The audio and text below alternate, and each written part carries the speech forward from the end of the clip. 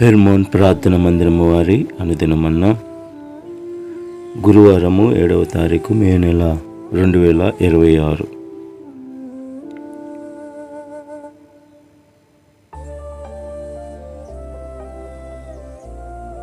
నీకు నేను ముందుగా పోవచ్చు మెట్టగానున్న స్థలములను సరాలము చేసేదను.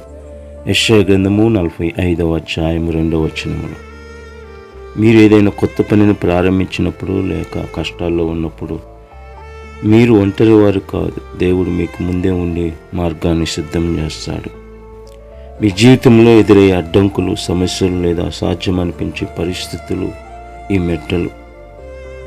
ఈ దేవుని మాట సరళం చేసేదను అనగా గరుకుగా కష్టముగా ఉన్న దారిని దేవుడు తన శక్తితో సాఫీగా మారుస్తాడు.